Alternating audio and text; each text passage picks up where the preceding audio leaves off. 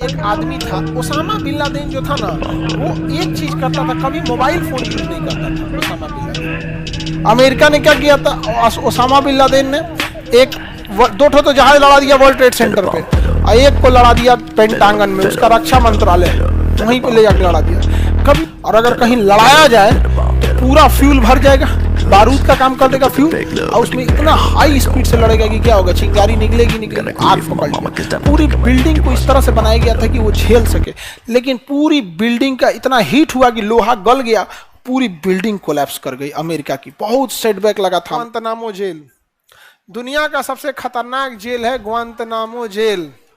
ग्वांतनामो jail दुनिया। Osama bin Laden जो था ना, वो एक चीज करता था, कभी मोबाइल फोन यूज नहीं करता था ओसामा बिन लादेन।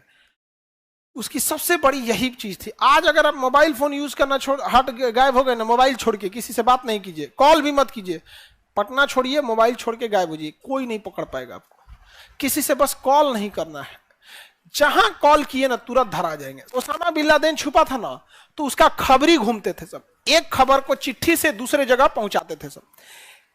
अफ्रीका से एक व्यक्ति पकड़ा गया जिसे ग्वांतनामो जेल में रखा गया, और वही बताया कि अबुल करके एक आदमी था जो ओसामा बिन लादेन का खबरी था।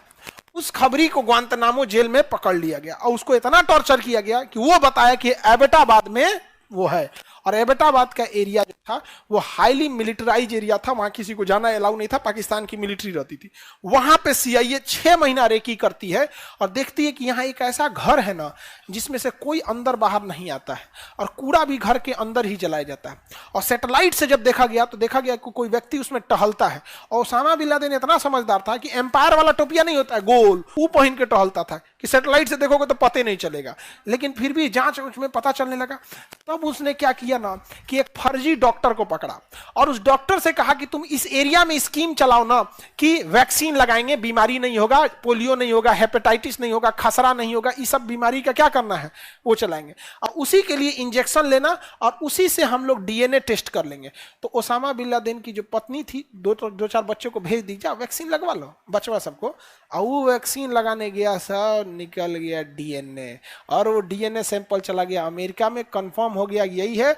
ओसामा बिन लादेन को मारने के लिए ऑपरेशन जीरो नमो चालू किया गया 2 मई 2011 को। अमेरिका के सील कमांडो अफगानिस्तान से आते हैं, पाकिस्तान में धरधरा के मार के खत्म कर देते हैं, उसकी लाश को उठा के ले जाते हैं, वहां कंफर्म हो जाता है, डीएनए टेस्ट वगैरह सब हो जाता है, तो उसकी लाश को अरब सागर ले जाया जाता है, उसमें पत्थर उथर बांध के फेंक दिया जाता है। अब बाद में कह दिया जाता है कि एकदम रीति रिवाज से हमने उसे दफना दिया। ये समझदार